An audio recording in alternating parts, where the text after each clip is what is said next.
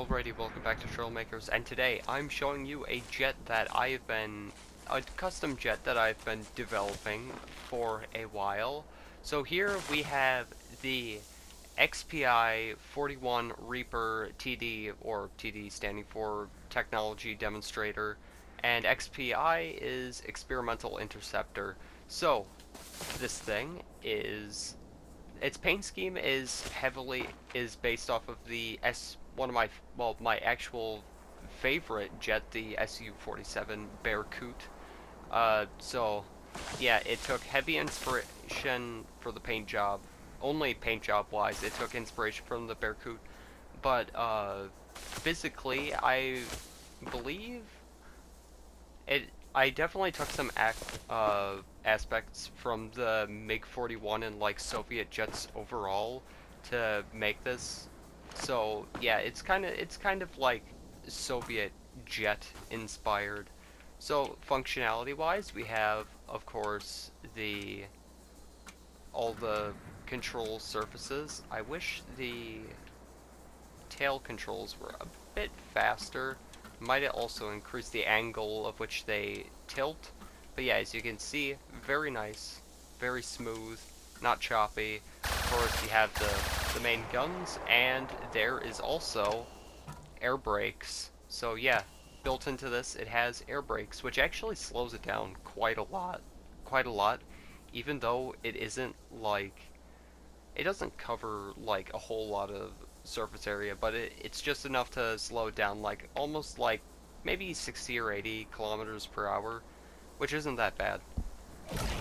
So yeah, this thing also has a ton of power cores in it, 140 to be exact. So it can go pretty damn fast. So yeah, we can get up to like a comfortable 700. Let me just nose it down here a little. Yeah, like 780.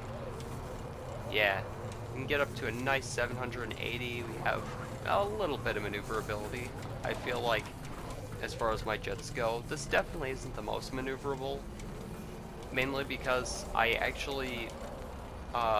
built a MiG-41 based off of images I saw, because I don't think the MiG-41 actually like technically exists yet in like any set in stone form.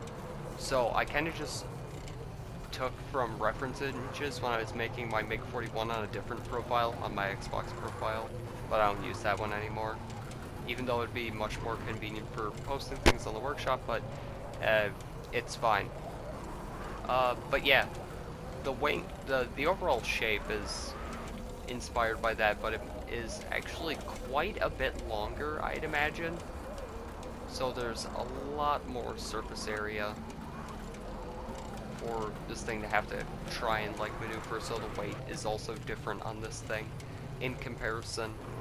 Also, the control surfaces are different because that model, or the MiG-41 I built, is probably like 3 or 4 years old by now. So yeah, design-wise, I have come a long way. Oh right, I forgot. So not only can we use the air brakes, which the air brakes keep us below 700, which is really nice. It actually gets us pretty slow.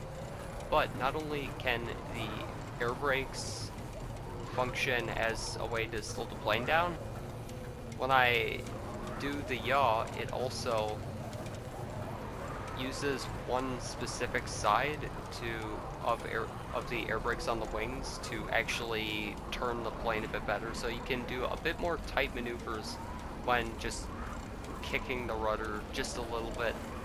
So yeah, the air brakes also have functionality like that.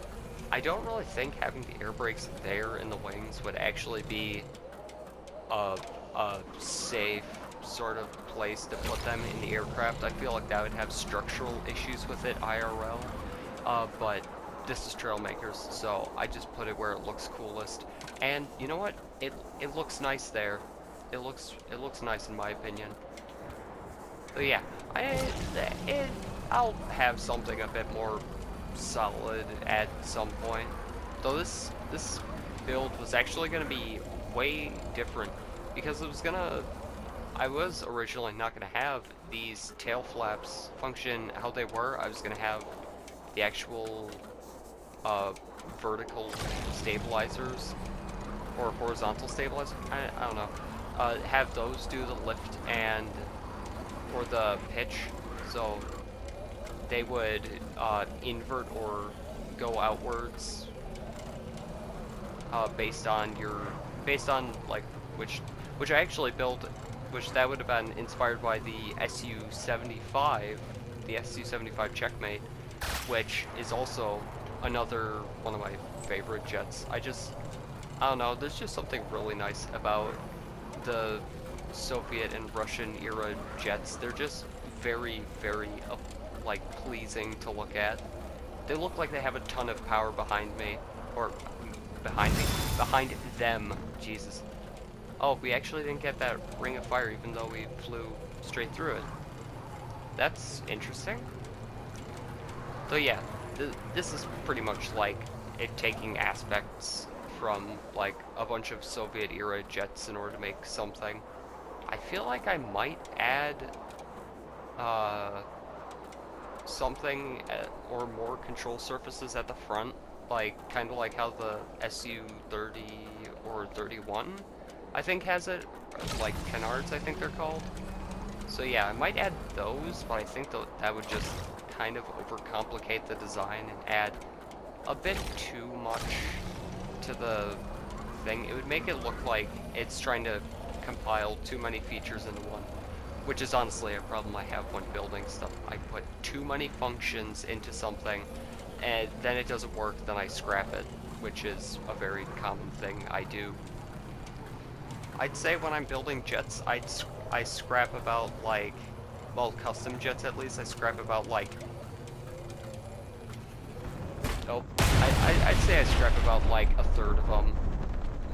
Probably just because they just don't look pleasing to me. But yeah, this is the XPI 41 Reaper technology demonstration. Yeah, so this is going to be a series of jets. I'm going to definitely find ways to, like, change the design. This is going to be essentially, like, I don't actually know. You know what, I like how I went with a Sukhoi paint design, or paint scheme, but I went with a Mig design. That's pretty funny. But, anyway, that just about does it for this episode, and I will see you in the next one where... Oh, wait, right, before I go, make sure, please check out my Subnautica Below Zero series. I'll be continuing to upload that as the Star Destroyer project is progressed on. And I just noticed I didn't finish the red line on the right wing. Let's get a look. Let's get a close look at that. Yeah, no, I forgot to copy over that block.